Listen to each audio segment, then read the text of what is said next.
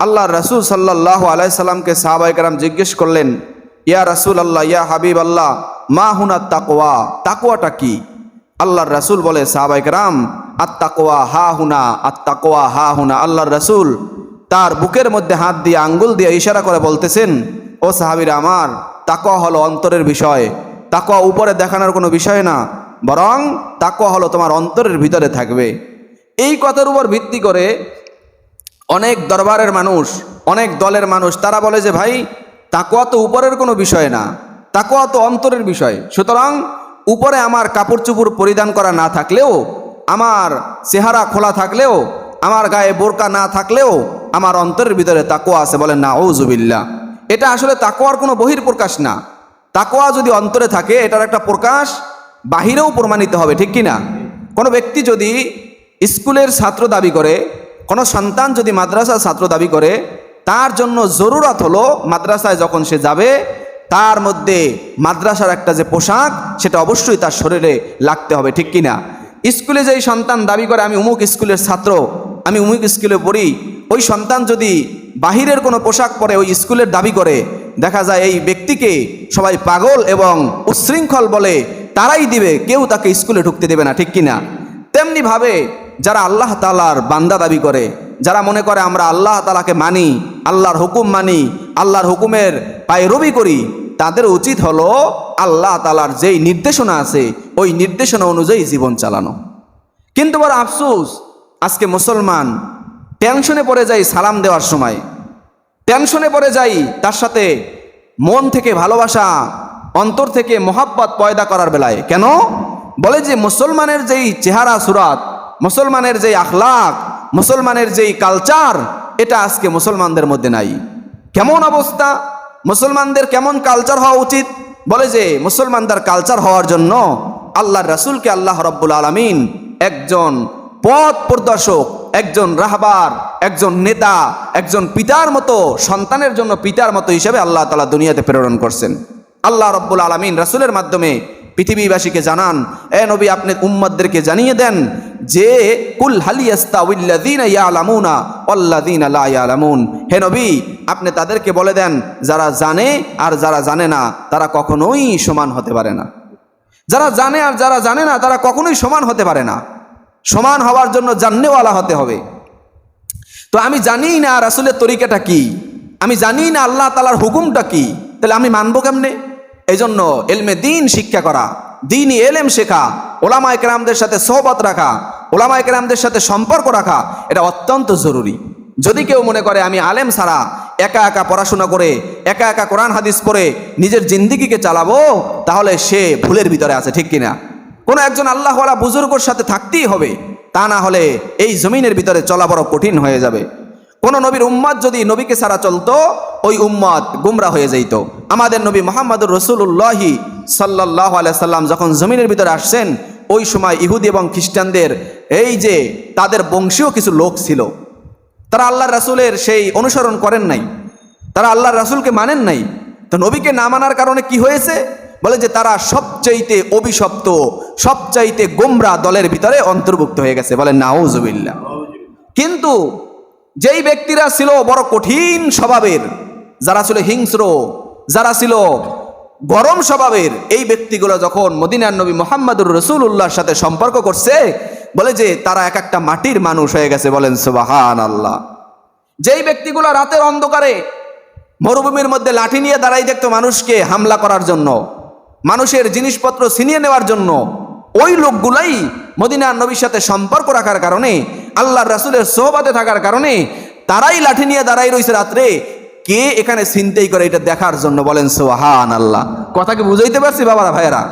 আল্লাহ রাব্বুল আলামিন এমনভাবে সোহবতের কারণে তাদের দিলের ভিতরে এমনভাবে এমন কিছু ইলমে দ্বীন, এমন কিছু ইলম তাদের অন্তরে পয়দা করে দিয়েছেন, যে ইলমের কারণে তারা আল্লাহ রব্বুল আলামিনের মহাব্বত অন্তরে ঢুকাইছে, আল্লাহ তাআলার ভয় তাকওয়া অন্তরে ঢুকাইছে। এই কারণেই তারা একটা সময় লাঠি নিয়ে দাঁড়িয়ে থাকতো মানুষকে হামলা করার জন্য, মানুষের সম্পদ ছিনিয়ে নেওয়ার জন্য।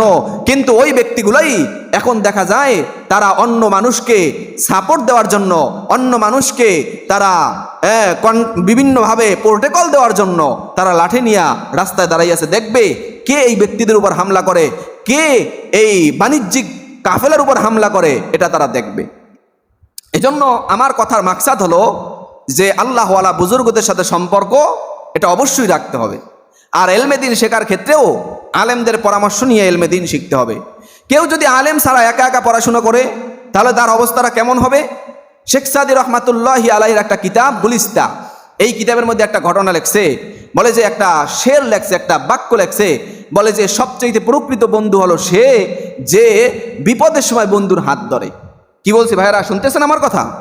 আল্লাহ রাব্বুল আলামিনের এই এক বান্দা, কঠিন এক বান্দা ছিল, এমন আল্লাহ তাআলা ইলম দান করছে, এমন আমলিয়াত দান করছে। শেখ সাদি রহমাতুল্লাহ আলাইহি বলে সবচাইতে প্রকৃত বন্ধু হলো সে যে বিপদের সময় বন্ধুর হাত ধরে। এই কিতাবটা এক ব্যক্তি একা একা বাসায় বৈশা বাংলাটা পড়ছে। পড়ে কি বুঝলে? যে বিপদের সময় বন্ধুর হাত ধরলে সেটা কি প্রকৃত বন্ধু। আচ্ছা, এই কিতাব পড়ার পরে সে রাস্তা দিয়ে হাঁটতেছে, দেখে যে তার এক বন্ধু রাস্তা দিয়ে যাইতেছে, একজন লোক তার বন্ধুকে ধইরা কঠিনভাবে প্রহার করতেছে। ওই লোক তো পড়ছে শেখ সাদির কিতাবে কি বলে যে বিপদের সময় বন্ধুর হাত ধরলে সেই হলো প্রকৃত বন্ধু। ওই চিন্তা করলাম আমি শেখ সাদির কিতাবে পড়ছি, তাইলে আর কোনো কথা নাই, আমার বন্ধুর হাত ধরে যেই ধরি। ও এমন জোরে হাত ধরছে, ওই লোক তো হাত ছিড়ানোর কারণে ভালো করে ফিরাইতে পারতেছিল না, যখন হাত ধরছে এখন তো ভালো করে ফিরাইতেছে। কথা বোঝে নাই? ওই ব্যক্তি বন্ধুর বলতেছে যে আমি তো আমার বন্ধুর হাত ধরছি বিপদের সময়। কোন সময়? কারণ বন্ধুরে ফিরাইতেছে, এটা বিপদ না? কিতাবে পড়ছে বন্ধুরে ধরতে হবে বিপদের সময়, তো ধরছে হাত। এখন তো ওই ব্যক্তি কঠিনভাবে প্রহার করতেছে, মারাটারা শেষ। এখন চিন্তা করতেছে, ভাই তুমি তো আমার বন্ধু ছিলা, তুমি তো আমার মহাব্বতের লোক ছিলা, কিন্তু এই বিপদের সময় তুমি আমার এই হাতটা ধুইলা কেন? তুমি তো আমাকে বাঁচাইতে পারতা। বলে যে আমি শেখ সাদি রহমাতুল্লাহ আলাইহি এর কিতাবের মধ্যে পড়ছি যে বিপদের সময় বন্ধুর হাত ধরা হলো সবচাইতে বড় বন্ধু। বলে নাউজুবিল্লাহ। কথা বুঝাইতে পারছি বাবারা? বিপদের সময় বন্ধুর হাত ধরা হলো সবচাইতে বড় বন্ধু। একজন আল্লাহওয়ালা বুজুর্গের মাধ্যমে এই কিতাব না পড়ার কারণে সে বুঝতে পারে নাই যে এটা আসলে কোন বিপদ, কোন বিপদের সময় বন্ধুর হাত ধরতে হয়।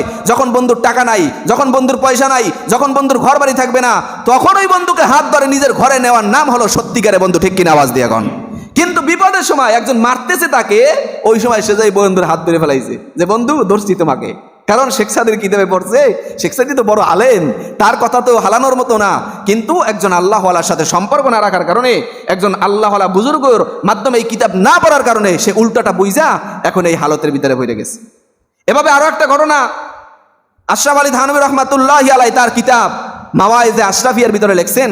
বলে যে এক ব্যক্তি কুয়া থেকে মানুষ টাইনে উঠানোর একটা কাজ করে। বলে যে কোনো কূপের মধ্যে কোনো মানুষ পড়লে অথবা কূপের মধ্যে যদি কিছু পড়ে ওইটাকে সে উঠায়। এভাবে এক লোক খেজুর গাছে উঠছে, খেজুর গাছে ওঠার পরে ওখান থেকে আর নামতে পারে না। এখন কি করবে? সব জায়গায় খোঁজ লাগাইছে কেমনে নামাইবে। এখন একজন যে উঠবে, উঠতে নামাইবে, তাহলে দুইজন পড়বে। এই জন্য কি করা যায়, কি করা যায়? এখন তো ওই লোক সবাই জানে উনি জ্ঞানী, অনেক ভালো শিক্ষিত এবং ভালো একটা কাজও করে। কি কাজ? বলে যে কুয়ার থেকে মানুষটা এনে উঠায়। বলে যে এই লোকের পরামর্শ নেওয়া উচিত। ঠিক আছে, কেমন লোকের পরামর্শ নিছে? ওনার কাছে যাই বলার পরে বলে যে আমি তো এভাবে অনেক উঁচু উঁচু আওয়ার চাইতে ওজনওয়ালা মানুষও টাইনে উঠেছি, টেনশনের কিছু নাই।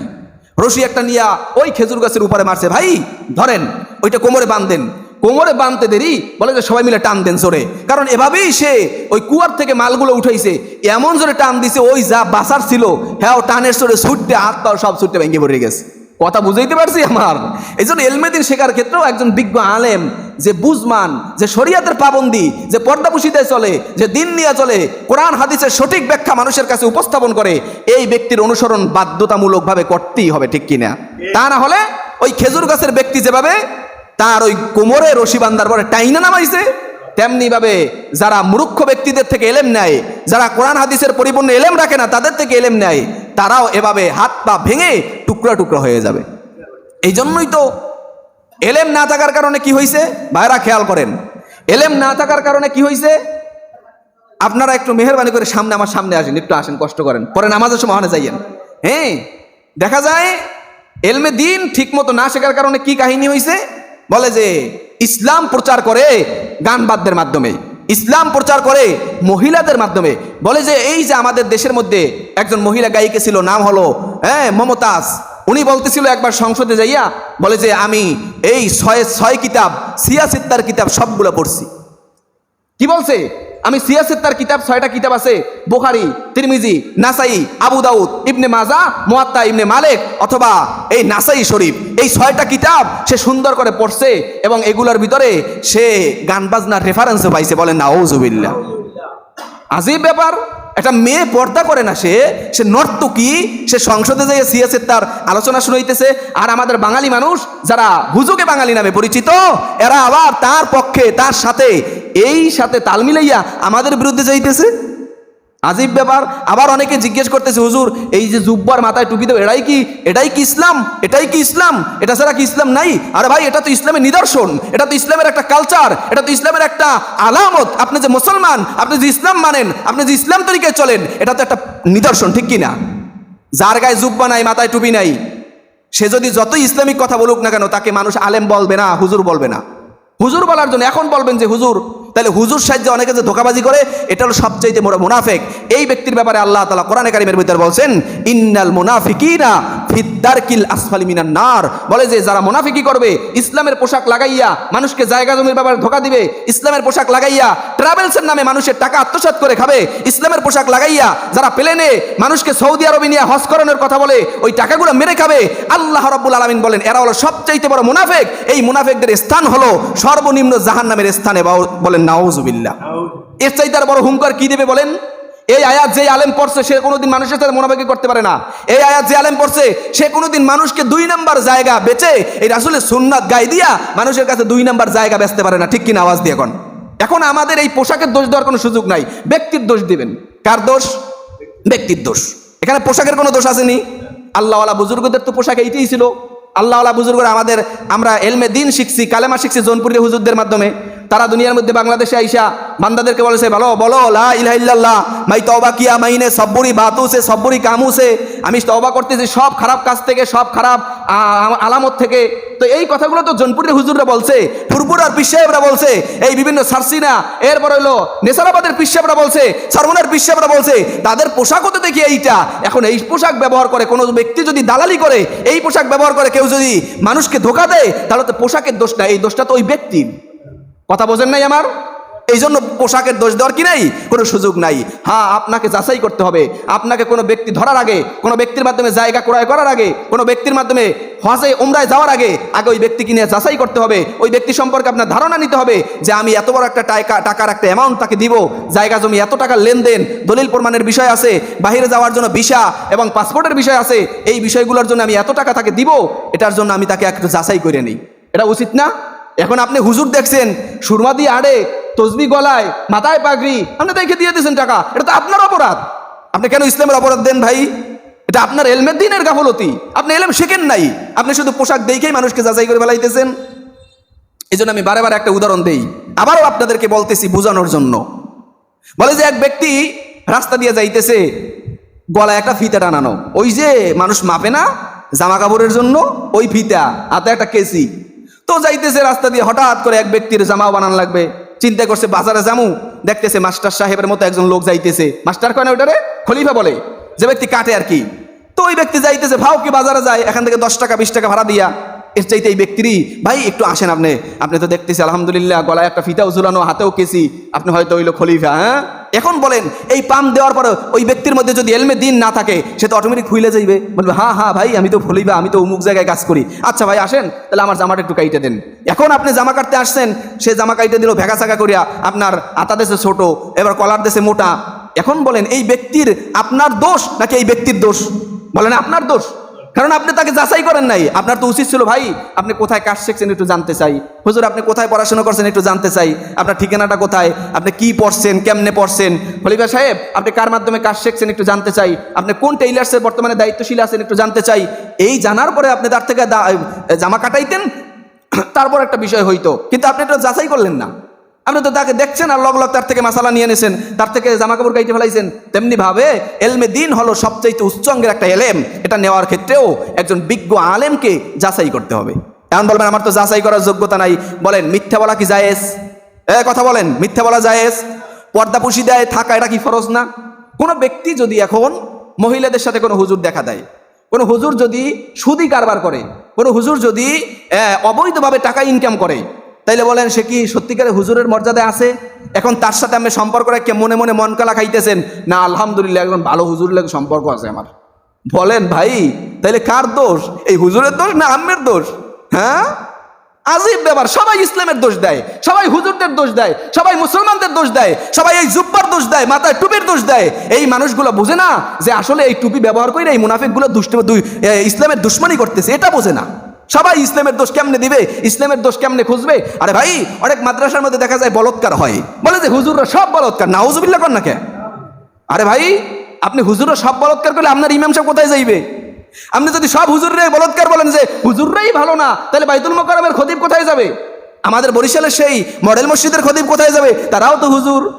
আজীব ব্যাপার। আপনার মার বিয়ে পড়াইছে হুজুরে, জানাজা পড়াইবে হুজুরে, আমি মরলে হুজুরে, তা বলৎকার দিয়ে আপনি জানাজা কেন পড়াইতেছেন ভাই?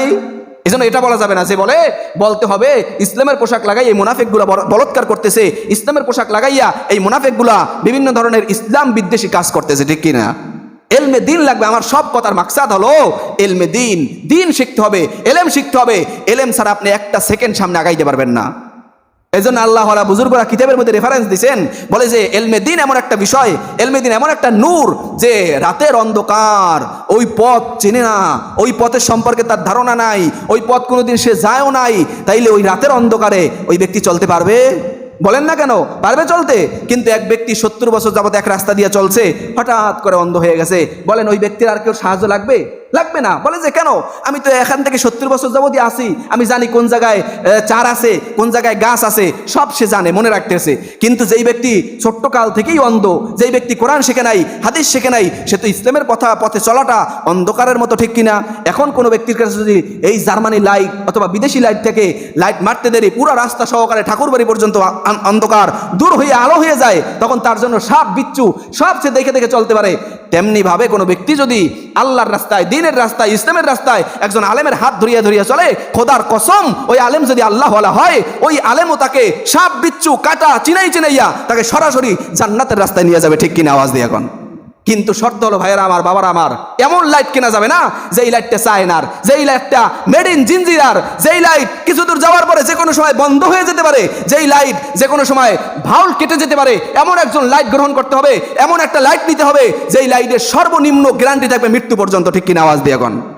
আমরা লাইট কিনবো 50 টাকা দেয়া, লাইট কিনে অল্পতে জ্বালাইলাম, একবার জ্বালাইছি 2 বারের সময় কাটতে গেছে, তাইলে তো হইল না। যাচাই করতে হবে, যেহেতু টাকা খরচ করবো একটা ভালো তাই কিনি, যেহেতু আমি একজন হুজুর ধর্ম একটা ভালো তাই ধরি। যে ব্যক্তি কবরকে সেজদা দেয় তাকে আমি কেন ধরতে যাবো ভাই? যে ব্যক্তি বটগাছকে পুজো করে তাকে আমি কেন ধরতে যাবো ভাই? যে ব্যক্তি গান বাদ্য করে এবং নাচানাচি করে তাকে আমি কেন ধরতে যাবো ভাই? বলেন আমার কাছে একটু। আবার তো আপনারাই তো দোষ দিতেছেন হুজুরদের মধ্যেই সমস্যা। আর ভাই, আপনি হুজুর চিনতেই তো ভুল করছেন। হুজুর চেনেন আগে, দেখেন কে হুজুর।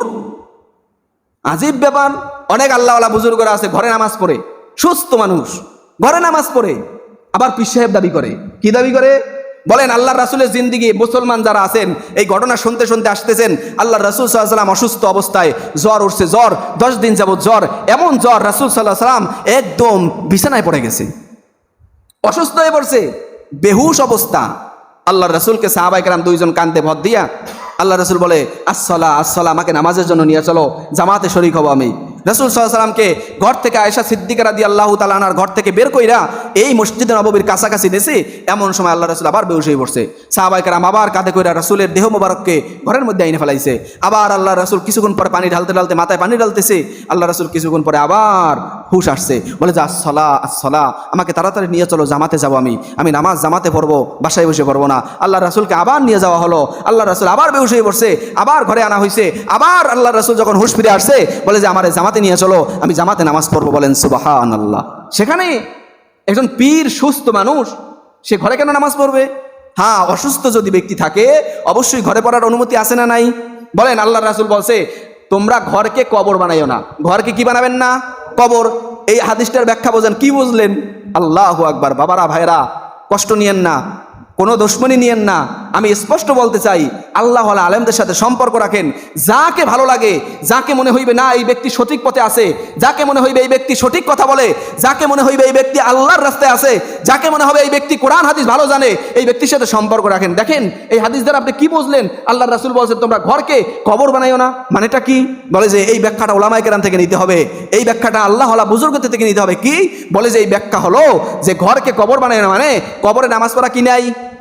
বলেন বলেন বলেন, কবরে নামাজ পড়া কি নাই? জায়েজ নাই। কবরে সেজদা দেওয়া কি নাই?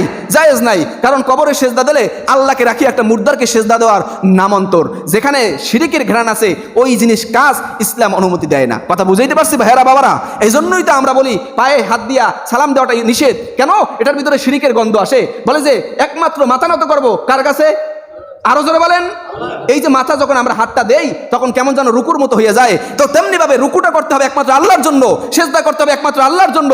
যেহেতু পায়ে হাত দিয়ে সালামের মধ্যে এই শিরকের গন্ধ আসে, রুকুর গন্ধ আসে, সেজদার গন্ধ আসে, এই জন্য ইসলামিক ওলামায়ে কেরাম আল্লাহ ওয়ালা বুজুর্গরা বলে যেখানে শিরকের গন্ধ হয় এখান থেকে মুসলিম উম্মাকে সতর্ক করা এটা আলেমদের দায়িত্ব। ঠিক কিনা? আওয়াজ দিয়ে গণ।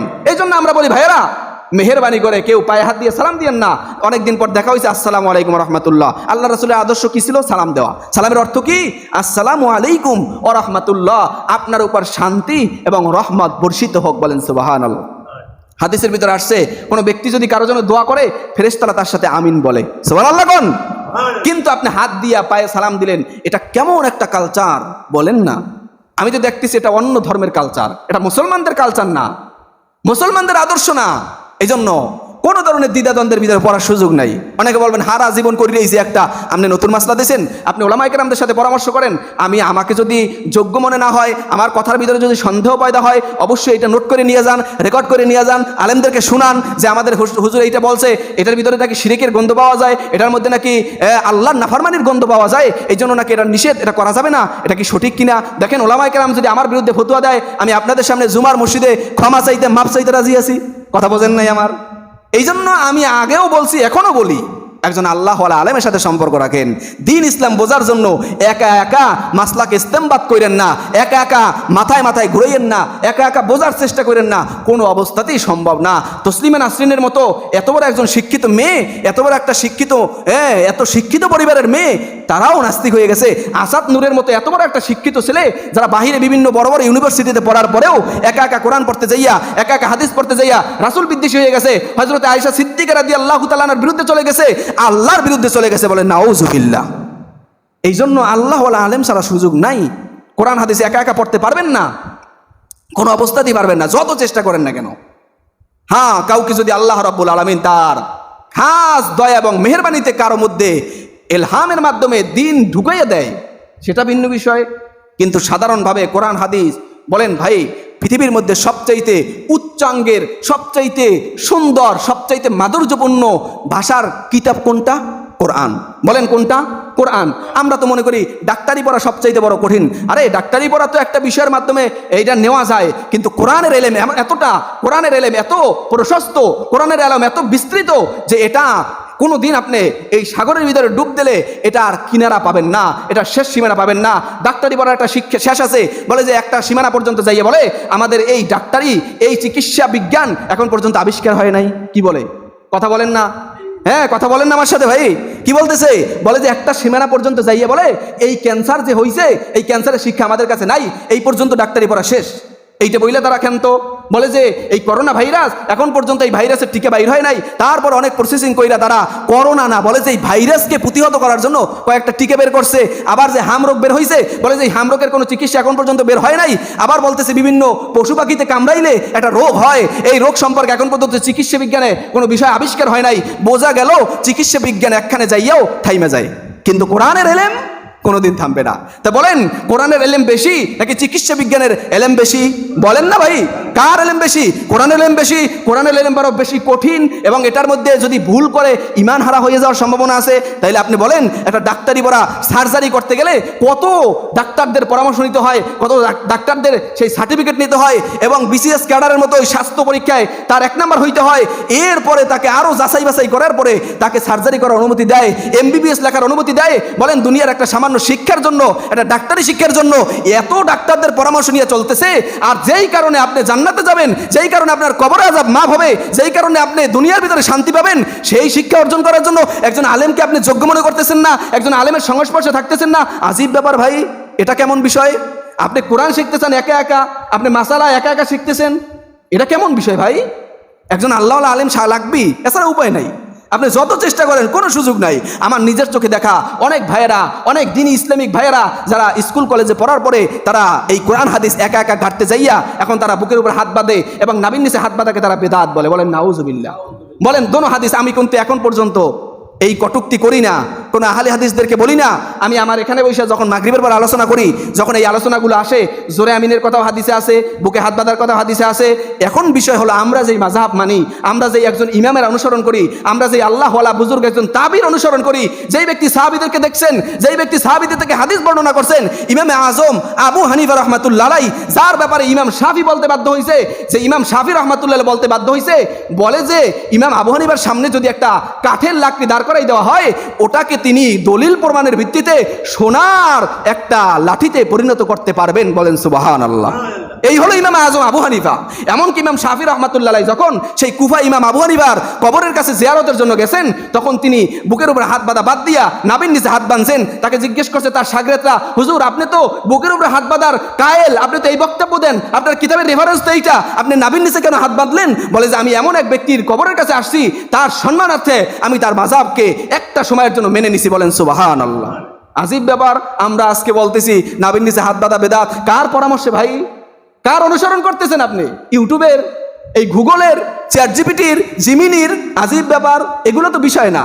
আমাদের বিষয় থাকবে ওলামায়ে কেরাম, যার কাছে মন খোলা কথা বলা যায়। এই জিমিনের প্রশ্ন করবেন একটা, চ্যাট জিপিটির প্রশ্ন করবেন একটা, উত্তর আর একটা দেবে, বানাই উত্তর দেবে। কিন্তু সরাসরি কোনো আলেমের কাছে বসলে আপনার মন খোলা কথা বলতে পারবেন। এই জন্যই তো আমরা বলি মোবাইলে কোনো তালাকের মাসালা দেওয়া হয় না, বলে যে সরাসরি মাদ্রাসায় যান।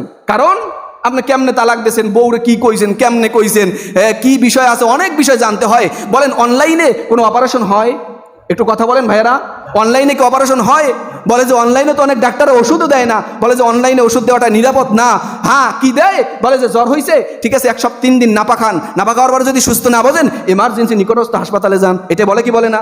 এই যে একটা ডাক্তারি একটা আছে না, ওই যে ফ্রিতে কল দিলে ডাক্তারি প্রেসক্রিপশনের মাধ্যমে কথা বলা যায় সরকারি ডাক্তারের মাধ্যমে। তারা কি বলে, স্যার আমার কাশ হয়েছে, বলে যে কাশ, আচ্ছা ঠিক আছে একটা সাধারণ একটা ওষুধ দেয়, বলে এটা খান 3 দিন, 3 দিনে কোনো পরিবর্তন না বুঝলে নিকটস্থ হাসপাতালে এমার্জেন্সি যোগাযোগ করেন। আরে ভাই, আপনার কাশের জন্য ডাক্তারের কাছে যাইতে পারেন। আর দিনী মাসালা, যেই মাসালার কারণে আপনার কবরের আযাব মাফ হয়ে যাবে, যেই মাসালার কারণে আপনার নামাজ শুদ্ধ হবে, যেই মাসালার কারণে আপনার সংসার ঠিক থাকবে, সেই মাসালা শেখার জন্য একজন আলেমের কাছে না যাইয়া আপনি মোবাইল থেকে একা একা শিখতেছেন কেন? আজীব ব্যাপার। এই জন্য ভাইয়েরা, কোরআনের ভিতরে আল্লাহ রাব্বুল আলামিন বলছেন, যারা জানে আর যারা জানে না তারা কোনোদিনও এক না। কথা বলছেন নি? যারা জানে আর যারা জানে না তারা কোনোদিনও এক না। কুল হাল ইয়াস্তাউিল্লাযীনা ইয়ালামুনা ওয়াল্লাযীনা লা ইয়ালামুন। বলে যারা জানে আর যারা জানে না তারা কোনোদিনও সমকক্ষ হতে পারে না। এই জন্য জান্নেওয়ালাদের সাথে সম্পর্ক রাখলে ওই ব্যক্তিও জান্নেওয়ালার অন্তর্ভুক্ত হয়ে যায়। এই জন্যই তো শেখ সাদী রহমাতুল্লাহ আলাইহি সুন্দর একটা কবিতা বলছেন, সোহবতে সলেহ তোরা সলে কুনাদ, সোহবতে তলেহ তোরা তলে কুনাদ। বলে যে সৎসঙ্গে স্বর্গবাস, অসৎসঙ্গে সর্বনাশ। এইটা হলো বাংলা ব্যাকরণের অর্থ। কিন্তু এই যে উর্দুতে সেটা বললাম, বলে যে যদি কোনো ব্যক্তি সৎ মানুষের সাথে থাকে, ভালো মানুষের সাথে থাকে, আশা করা যায় সে অবশ্যই ভালো হয়ে যায়। কিন্তু কেউ যদি গাঞ্জাখোরের সাথে থাকে, বন্ধু গাঞ্জা খাইতেছে, অনেক দিন খাইতেছে, আস্তে আস্তে আর না হে ওই ঘেরানটা সয়ে গেছে, বলে যে দোস্ত তোর দেই সবসময় খাইয়ে তুই ভালোই দেখতেছি, তোর হালত দেই ভালো, দে আমি ওটা টান দেই। বলেন এই গাঞ্জাখোরে সাথে থাকার কারণে গাঞ্জাখোর হয়ে গেছে, ইয়াবাখোরের সাথে থাকার কারণে ইয়াবাখোর হয়ে যাইতেছে, কিন্তু নামাজির সাথে থাকার কারণে নামাজি হয়ে যাইতেছে। এমন ঘটনা নাই? আছে, অবশ্যই আছে। এখন একটা বিষয় শোনেন, দুনিয়ার ভিতরে খারাপ জিনিসটাকে মানুষ বেশি গ্রহণ করে। বলেন কি বলছি?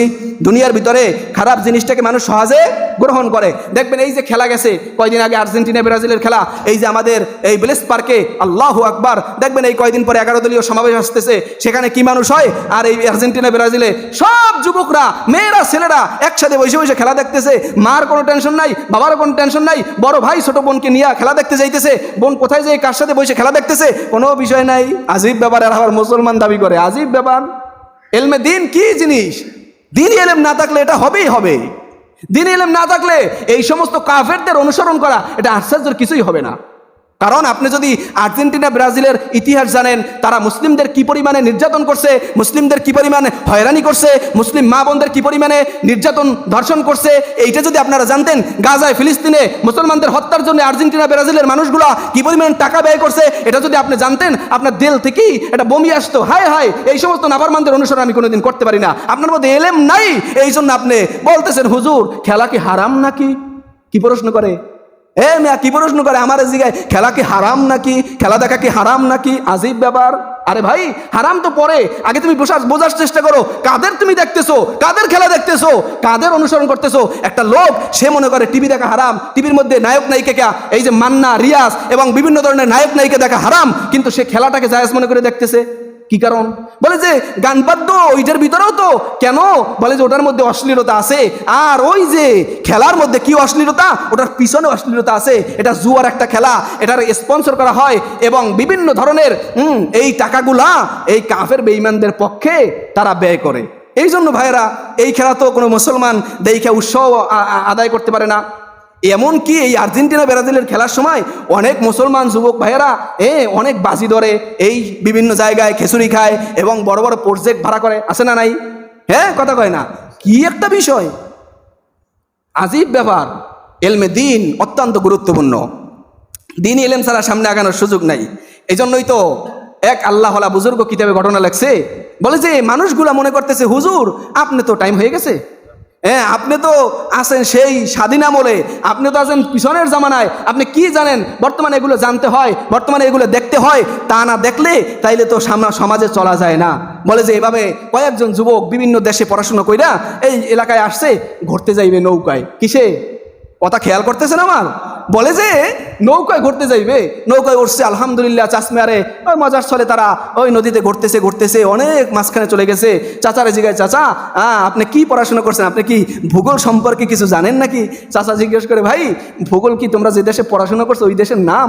বলে যে না, এটা একটা এলেমের নাম, একটা জ্ঞানের নাম, এই ভূগোলের মাধ্যমে অনেক কিছু জানা যায়। আবার একজন জিজ্ঞেস করতেছে, আপনি কি বীজগণিত জানেন নাকি? বলে যে ভাই কি বললা, এ সম্পর্কে তো আমি কোনোদিন শুনিই নাই। আচ্ছা তাহলে তো কাকা আপনার দেখতেছি তৃতীয় জন প্রশ্ন, চতুর্থ জন প্রশ্ন, তাদের এলেম নিয়ে, তারা অর্থনীতি নিয়ে, ব্যবসা নিয়ে প্রশ্ন করছে। চাচা বলে আমি এই পড়াশোনা জীবনে করিই নাই, আমি জানিই না। এখন ওইটা তারা হাই হুতাশ করে বলতে, হা হা হুজুর, হা হা চাচমিয়া, আপনি তো কিছুই শিখলেন না, আপনার বয়স কত? বলে যে 40 বছর। বলে যে আমের জীবনের অর্ধেকই তো নষ্ট করে ফেলছেন।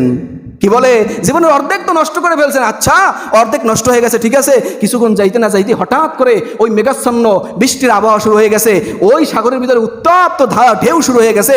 কিছুক্ষণ পরে আল্লাহু আকবার, দেখা যায় আল্লাহর কি কারিশমা, ওই নৌকা দোলা শুরু হয়ে গেছে। এখন তো ওই ছেলেদের চেহারাগুলো ছিল হাস্যোজ্জ্বল, চেহারাগুলো ছিল একদম মজাদার হালতের।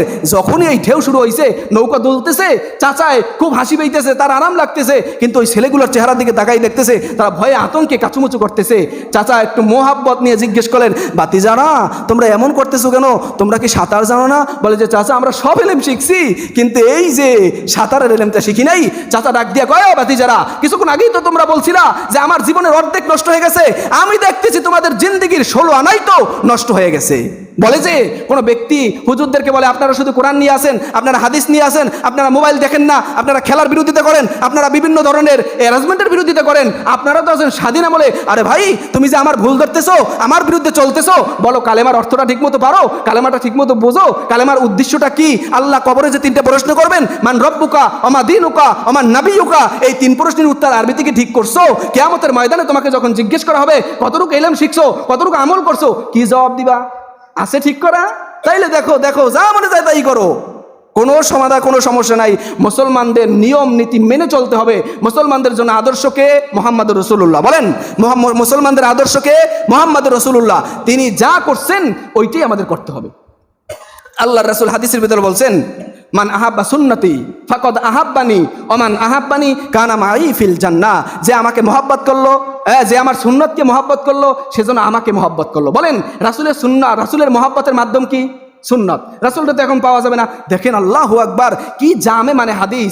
এই হাদিসে যদি আল্লাহ রাসূল বলতেন যে মান আহাব্বা সুন্নত ওমান আহাব্বানি কানা মাই ফিল জান্নাহ, যে ব্যক্তি আমাকে অনুসরণ করবে, মানে আমাকে দেখবে, আমার সাথে চলবে, সে আমার সাথে জান্নাতে যাবে, এই কথা বললে আমরা কোথায় যেতাম?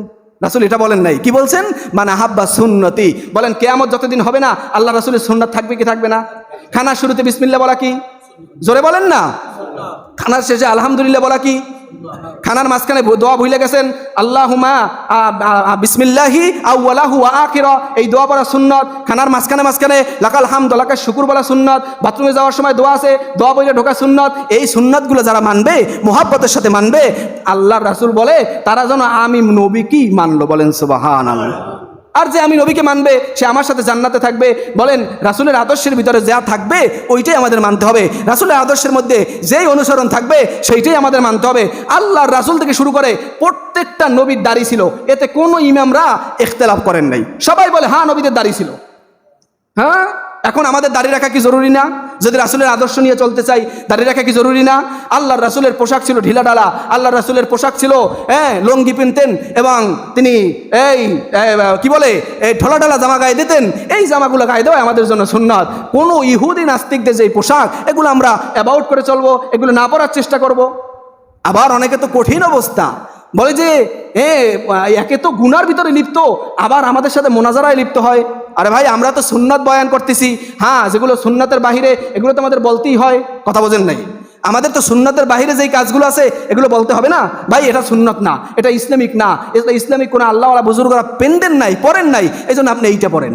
এটা তো ইলমে দ্বীন প্রচার করা আমাদের দায়িত্ব। হ্যাঁ, এই জন্য ভাইরা, আল্লাহ রাব্বুল আলামিন আমাদেরকে ইলমে দ্বীন যদি শেখার তৌফিক না দেয় তাহলে এই দুনিয়াতে চলা আমাদের জন্য বড় কঠিন। বলে যে ইলমে দ্বীন কি? হজরতে আব্দুল কাদের জিলানী রহমাতুল্লাহ আলাইহি অনেক বিখ্যাত একজন আল্লাহওয়ালা বুজুর্গ, যার নামের শেষে কি থাকে? নামের শুরুতে কি থাকে? বড় পীর আব্দুল কাদের জিলানী। বড় পীর লেখা ওই বড় পীর আব্দুল কাদের জিলানী রহমাতুল্লাহ আলাইহি হজে যাইতেছে, হঠাৎ করে এক জায়গায় তাবু করছে, রাতের অন্ধকারে তাহাজ্জুদের নামাজের জন্য উঠছে। ওঠার পরে দেখে যে উপর থেকে এলান আসছে, ইয়া আব্দুল কাদের তোমারা হজ কবুল হো গিয়া। বলে যে তোমার হজ কবুল হয়ে গেছে। আজীব ব্যাপার। আব্দুল কাদের জিলানী রহমাতুল্লাহ আলাইহি একজন পীর এবং তিনি একজন বড় আল্লাহওয়ালা বুজুর্গ, আলেম, ইলমে দ্বীন শিখছেন, কোরআন হাদিসের ইলম শিখছেন। তিনি চিন্তা করলেন, আরে ভাই আসলে হজের ফরজ আদায় করা ছাড়া তো হজ হয় না।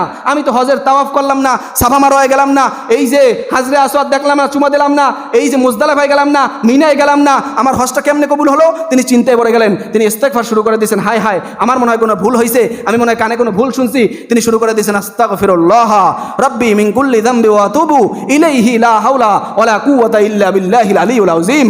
অটোমেটিক ওই শয়তান যে উপর থেকে এলান দিছিল, একটা লাঠিতে ভর করে মাথায় পাগড়ি দিয়া হাতে একটা তসবি টিপতে টিপতে আসতে এসে বলতেছে, আব্দুল কাদের আজ তোমারা এলেম তুঝে বাঁচা দিয়া। বলে যে আব্দুল কাদের আজকে তোমার এলেম তোমাকে বাঁচাই দিল। আব্দুল কাদের জিলানী রাহমাতুল্লাহ আলাইহি সাথে সাথে বলেন, নাউযু বিল্লাহি মিন যালিক, তোর উপর আল্লাহ লানত পয়দা হোক, আল্লাহ আমাকে বাঁচাইছে, আমার এলেম আমাকে বাঁচায় নাই। বলেন সুবহানাল্লাহ।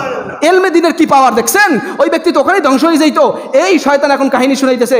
শোনেন আব্দুল কাদের, আপনি তো যেহেতু বাইসে গেছেন, কিছু কারগুজারি আপনারা শুনাই যাই। শোনেন, আপনার আগে 100 জন আবেদকে আমি এখান থেকে ওই যে খুশিতে খুশিতে বাইরে পাঠাই দিছি, তাকে হজ করার তৌফিক দেই নাই। আমি উপর থেকে এলান দিছি, এই আব্দুল্লাহ তোমার হজ কবুল হো গিয়া। ও ঘোড়ায় সওয়ার হইয়া দৌড়াইতে দৌড়াইতে দেশে যেই বলতেছে, উপর থেকে আল্লাহ এলান দিছে আমার হজ কবুল হয়ে গেছে। ও হজে যাই নাই, ওর হজের কোনো সওয়াবই হয় নাই। দ্বিতীয় ব্যক্তি আসছে আব্দুল জব্বার, তাকে উপর থেকে যাওয়ার আওয়াজ দিছি, ইয়া আব্দুল জব্বার তেরা হজ কবুল হো গিয়া। ও ঘোড়ায় সওয়ার হইয়া নিজের এলাকায় যাই বলতেছে, উপর থেকে আল্লাহ আওয়াজ দিছে আমার হজ কবুল হয়ে গেছে। অথচ সে আল্লাহর ঘর দেখতে পারে নাই, মদিনার রওজা দেখতে পারে নাই, হাজরে আসওয়াদ চুমা দিতে পারে নাই। আমি তাকে ধোঁকা দিয়া দিয়া দিয়া দিয়া এখান থেকে পাঠাই দিছি। বলেন এই ইলমে দ্বীন না থাকার কারণে এই ব্যক্তিগুলা কেমন হয়ে গেল? তারা আজকে হজ করতে পারলো না, তারা আজকে দিন বুঝতে পারলো না। তেমনি ভাবে এই জমানায় যদি কেউ আল্লাহ আলেমদের সাথে সম্পর্ক না রাখে, ইলমে দ্বীন না শিখে, তাহলে তাদের অবস্থাও ওই ব্যক্তি যারা হজ না করেই খুশিতে আনন্দে ভরপুর অবস্থায় আছে, আমাদের মুসলমান ভাইদের অবস্থা হয়েছে তেমনটাই। তারাও খুশি, বলে যে ভাই আমি তো মুসলমানের মধ্যেই আছি, নামাজ পড়ে না। আল্লাহর রাসূল এক হাদিসে বলছেন, যে ব্যক্তি নামাজ ছাড়লো সেজন্য কুফরি করলো। কি করছে? যে যেন নামাজ ছাড়লো সেজন্য কুফরি করলো। মান তারাকা সালাতান ফাকাদ কাফারা, যে নামাজ ছাড়লো সে কুফরি করলো। অথচ সে মুসলমান দাবি করে, হ্যাঁ প্রয়োজনে নামাজ ছুটবে, প্রয়োজনে নামাজ ছুটবে। আপনার সমস্যা আছে, নামাজ ছুটবে। আপনি ঘুমাইছেন, ঘুমের থেকে করতে পারেন নাই, নামাজ ছুটবে। কন্টিনিউ যে সারা জীবন এককাল পায়তারভাবে নামাজ চলতে থাকবে, এমনটা হবে না। আল্লাহর রাসূল সাল্লাল্লাহু আলাইহি ওয়াসাল্লাম খন্দকের যুদ্ধের সময় যখন মক্কার কাফেররা মদিনায় হামলা করবে, আল্লাহর রাসূল চারপাশ ঘেরাও দিলেন। ঘেরাও দেওয়ার জন্য সাহাবায়ে কেরামদেরকে বললেন, আমরা এই ঘেরাও দেওয়ার জন্য খাল খনন করব, মাটি উঠাইয়া চারপাশ ফাঁকা রাখবো। এই প্রসেসিংটা কোনো কাফের বেঈমানরা জানে না। ওখানে ওখান থেকে লাফ দিয়ে ঘোরাও আসতে পারবে না, এই বুদ্ধিটা আমাদের জন্য উপযুক্ত হবে। আল্লাহ রাসূল সাহাবায়ে কেরাম দিয়ে মাটি কাটতেছে, ওই সময় আল্লাহ রাসূলের নামাজ, আসরের নামাজ, মাগরিবের নামাজ কাজা হয়ে গেছে। আবার আল্লাহ রাসূল, বেলাল সবাই ঘুমাইতেছে, ফজর হইয়া রোদ উঠে গেছে, আল্লাহ রাসূল উঠে দেয় যে রোদ্র উঠে গেছে, বলে যে বেলাল তুমি কি আজান দিলা না? বলে ইয়া রাসূলুল্লাহ আমি তো ঘুমে উঠতেই পারি নাই। বলে এখন আজান দাও, আমরা একসাথে জামাতে কাজা নামাজ পড়বো। কথা বোঝেন নাই? মদিনার নবীর মাধ্যমে আমরা এই বিষয়গুলো পাই। নামাজ মাঝে মাঝে ছুটবে, নামাজ মাঝে মাঝে আসতে পারবেন না, কিন্তু কন্টিনিউ যে আপনি আসেন না, কন্টিনিউ যে নামাজ পড়েন না, শুধু জুমায় আইসা তাও 2 রাকাত পড়া, সামনে 4 রাকাত, পরের 4 রাকাত পড়েন না, এটা কেমন মুসলমানিত্ব ভাই? হ্যাঁ, এটা কেমন মুসলমানিত্ব? আগে 4 রাকাত আছে, পরে 4 রাকাত আছে, বারে বারে বলা হয়। অনেক সময় আমি সুযোগ পাইলে এলানও করে দেই, বাদাল জুমা 4 রাকাত নামাজ সবাই পড়ে যাবেন। শুরুতে আমি বয়ান শেষ করে বলে দেই কবলাল জুমা 4 রাকাত জুমার সুন্নাত নামাজ আদায় করেন। আপনারা করেন না কেন? এটা কি সুন্নাত কি লাগবে না? আপনার রাসূলের সুন্নাত ছাড়া তো জান্নাতে যাওয়া কঠিন হয়ে যাবে। কারণ ওই হাউজে কাউসারের পানি কার কাছে থাকবে? মদিনার নবী মুহাম্মদ রাসূলুল্লাহর কাছে থাকবে। আবার আপনাকে শেষ প্রশ্ন করা হবে, ওমান নাবিয়ুকা, তোমার নবীকে। আপনার মধ্যে রাসূলের সুন্নাতের মহব্বত না থাকলে আল্লাহর রাসূল বলে সুহকান সুহকান গায়রা মিন বাদি, দূর হও দূর হও, তুমি আমার অবর্তমানে আমার দ্বীনকে, আমার ইসলামকে বিকৃতি করে ফেলছো, আমার ইসলাম অনুযায়ী আমল করো নাই, তোমার সাথে আমার কোনো সম্পর্ক নেই। এজন্য ভাইরা বাবারা, মেহেরবানি করে আমার সর্বশেষ কথা, একজন আল্লাহওয়ালা আলেমদের সাথে সম্পর্ক রাখবেন ইনশাআল্লাহ। যাকে আপনার উপযুক্ত মনে হয়, যাকে মনে হয় না এনার সাথে পরামর্শ করে আমার জিন্দগিতে একটা ভালো পজিশনে যাইতে পারবো, জিন্দগির পেরেশানিগুলো দূর হবে, নামাজের মাসলা মাসাইল থেকে শুরু করে পারিবারিক সামাজিক সব বিষয়গুলো আল্লাহওয়ালা আলেমদের সাথে পরামর্শ করে চলবেন। 2 নাম্বার স্টেপ, এটা যদি না হয় তাহলে নিজে এলেম শিখবেন অথবা নিজের একটা সন্তানকে আলেম বানাবেন ইনশাআল্লাহ। আল্লাহ রাব্বুল আলামিন আমাদের সবাইকে এই কথাগুলোর আমল করার তৌফিক দান করে, বলেন আমিন। ও আখিরে দাওয়ানা আনিল হামদুলিল্লাহি রাব্বিল আলামিন। জি।